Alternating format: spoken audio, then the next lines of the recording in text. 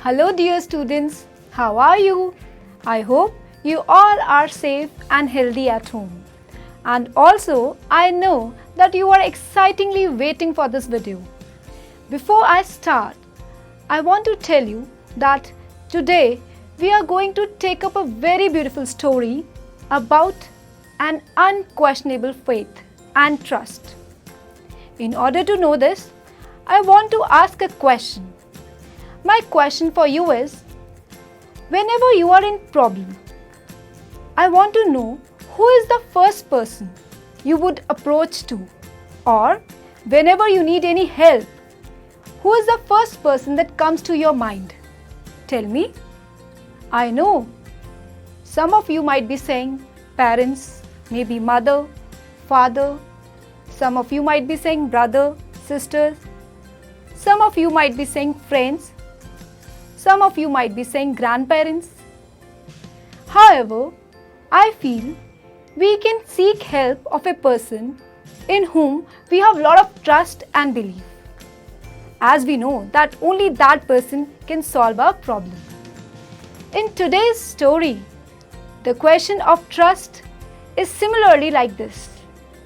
The story we are going to take up today is taken from your book First Flight, and the title of the story is A Letter to God. In this story, there is a farmer called Lencho. Lencho has unquestionable belief and trust in God.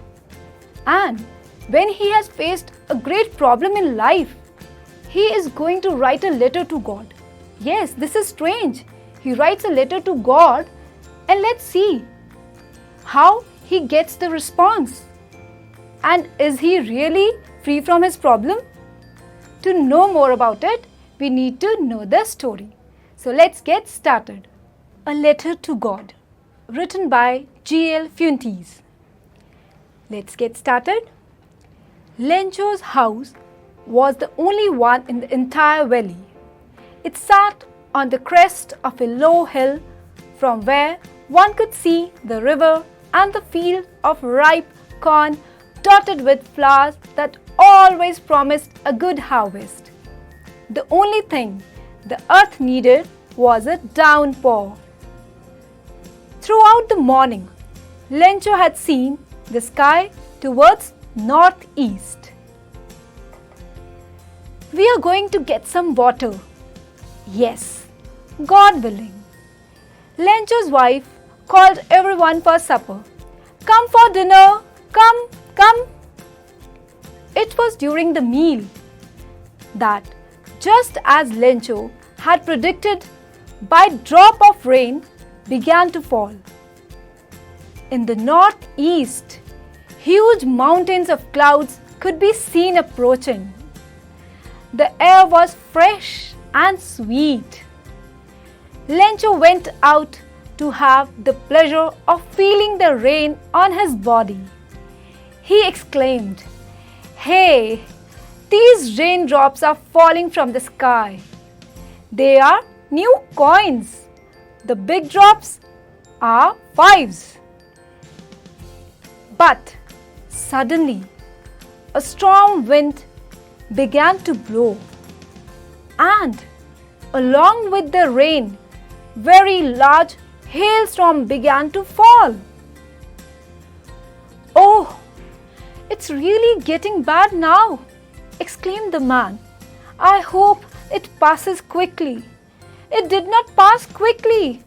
For an hour, the hail rained on the house, the garden, the hillside, the cornfield, on the whole valley. The field was white as if covered with salt. Lencho's soul was filled with sadness. A plague of locusts would have left more than this. The hail has left nothing. This year we will have no corn. That night was a sorrowful one. All our work for nothing. There's no one who can help us. We'll all go hungry this year. But in the hearts of all who lived in that solitary house in the middle of the valley, there was a single hope: help from God. Don't be so upset. Even though this seems like a total loss, remember, no one dies of hunger. That's what they say. No one dies of hunger. All through the night, Lencho thought only one of his hope: the help of God, whose eyes, as he had been instructed, see everything, even what is deep in one's conscience. Lencho was an ox of a man, working like an animal in his field, but still he knew how to write. The following Sunday, at the daybreak, he began to write a letter. It was nothing less than a letter to God. He wrote, "God, if you don't help me, my family and I will go hungry this year. I need 100 pesos in order to sow my field again and to live until the crop comes, because the hailstorm." He wrote to God on the envelope and went to the town. At the post office, he placed the stamp on the letter and dropped it into the main box. One of the employees, who was a postman and also helped at the post office, went to his boss, laughing heartily, and showed him the letter to God. Never in his career as a postman had he known that address. The postmaster, a fat, amiable fellow, also broke out laughing. But almost immediately he turned serious and commented, "What faith! I wish I had the faith of the man who wrote this letter, starting up a correspondence with God." So, in order not to shake the writer's faith in God, the postmaster came up with an idea. Let's answer the letter. But when he opened it, it was evident that to answer it, he needed something more than goodwill, ink and paper. But he stuck to his resolution. He asked for money from his employees. He himself gave part of his salary, and several friends of his were obliged to give something for an act of charity. He was able to gather only a little more than half the amount demanded by Lencho.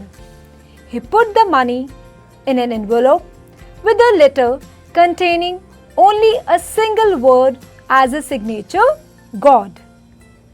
The following Sunday, Lencho came a bit earlier than usual.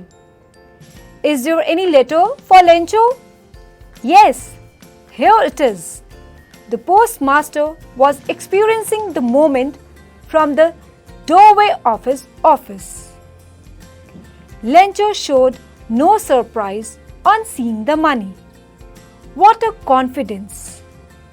But when Lencho counted the money, he became angry. God cannot do mistake, nor he can deny what I required. Immediately, Lencho went up to the window to ask for paper and ink. On public writing letter table, he wrote another letter with much wrinkling of his brow. The moment the letter fell into the box, the postmaster went to open it. "God, of the money that I asked for, only 70 pesos reached me. Send me the rest, since I need it very much. But don't send it to me through mail, because the post office employees are a bunch of crooks. So students, did you notice who helped Lencho? What do you think? Was it God who helped him, or were it the post office employees? Tell me.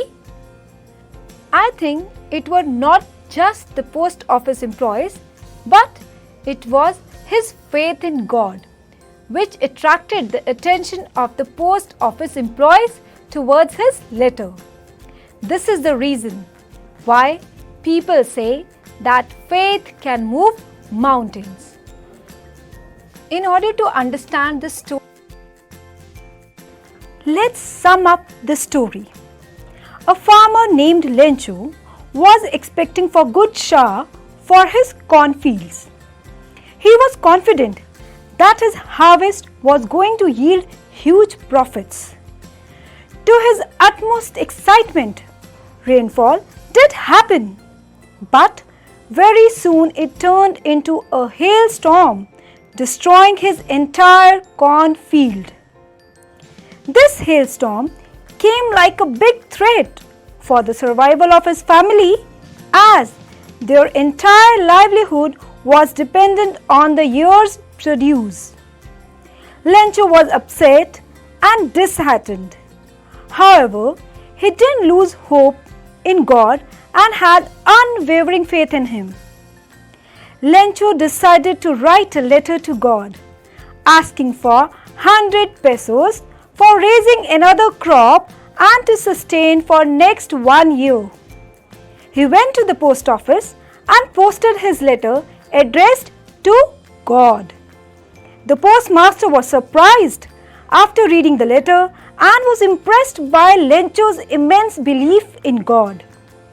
The postmaster, along with his colleagues and friends, contributed an amount of 70 pesos from his salary to help Lencho. The amount was put in an envelope with signature of God and was sent to Lencho.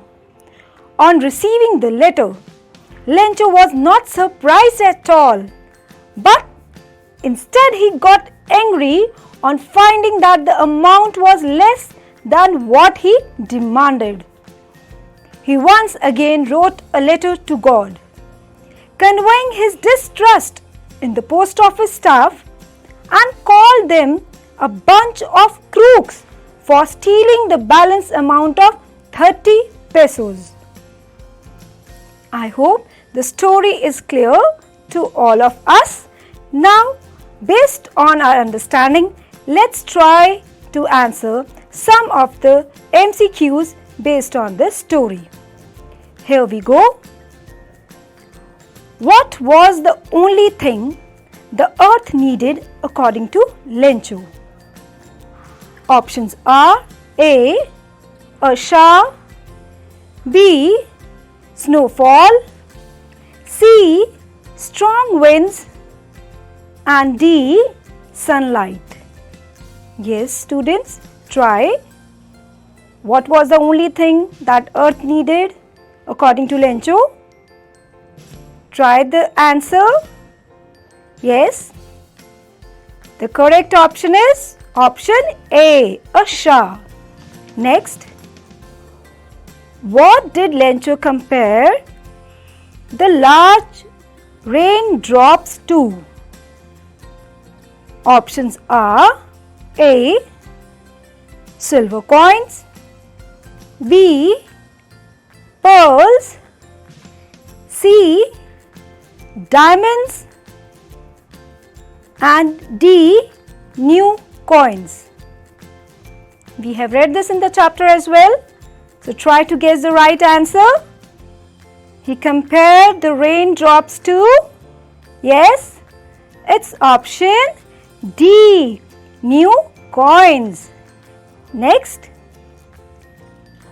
Lencho compared the damage done to the crops to, options are A, an attack by rats, B, an attack by wild pigs, C, an attack by buffaloes? Or D, an attack by locusts? Yes, try to answer. He compared the damage done to the crops to? Very good. It's D, an attack by locusts. Locusts are the small insects that damage the crops. Next, how did Lencho decide to contact his last resort? His last resort means his last help, means God. So, how did he decide? Options are A, by visiting him personally, B, by writing a letter, C, by writing an email, or D, by making a call. Yes, try and find out the correct answer. Choose the correct option. We all have read. So, the correct option is B, by writing a letter. Next, on seeing the letter, the postman was moved by Lencho's. Options are A, unwavering faith in God, B, unreasonable demand, C, love for God, or D, none of the above. Yes, tell me, what is the correct option? The postman was moved by Lencho's. Very good, try. It's A, unwavering faith in God. So friends, let's move to another exercise. Read the following lines and state the reason why these lines have been said. Here are few lines. You have to tell the valid reason why these lines have been said. Means what happened. The first one is, that night was a sorrowful night. All our work for nothing. So, I leave this to you. You have to think and write the valid reason or what was the situation why this line was spoken. Next, the postmaster, a fat, amiable fellow, also broke out laughing. State the reason. Why did the postmaster laugh? Tell. We have read in the story and write it down. Next, but don't send it to me through the mail because the post office employees are a bunch of crook, said Lencho. Yes, tell me the reason why it has been said so. We all have already read this in the story. I hope you all can do this exercise. Now, let's move to another interesting activity. Read the following sentences and carefully look at the words in bold. The first one is, I love to play tennis. Second sentence, I went to watch the famous play written by Rabindranath Tagore. Students, let me share that in the first sentence,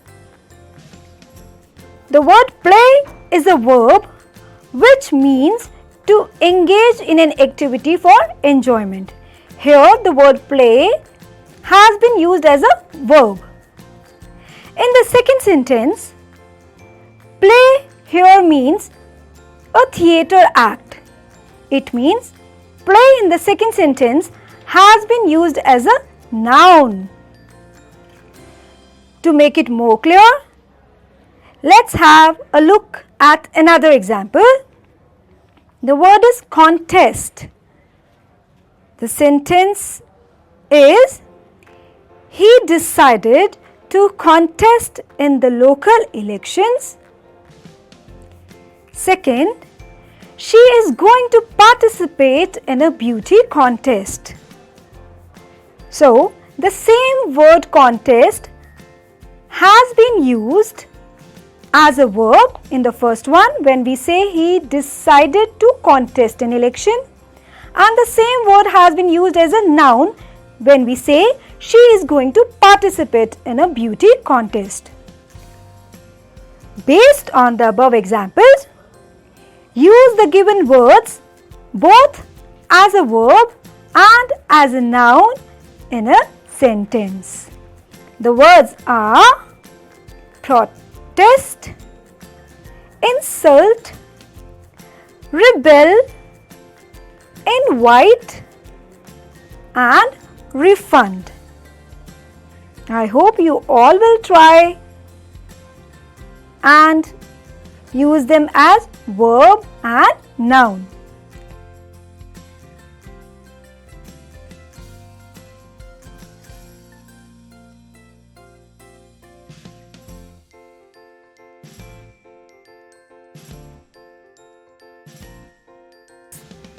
With their description below and fill in the blanks. You may use a dictionary to help you. First, let me tell you the words given here. The words are gale, whirlwind, cyclone, hurricane, tornado and typhoon. The first fillip is a violent tropical storm in which strong winds move in a circle. Yes, I repeat, a violent tropical storm in which strong winds move in a circle. Try. What do we call this? Yes, we call it a cyclone. Next, an extremely strong wind. Yes, try. What do we call it? An extremely strong wind is known as gale. Next, a violent tropical storm with very strong winds. Yes, be careful, I am repeating it. A violent tropical storm with very strong winds.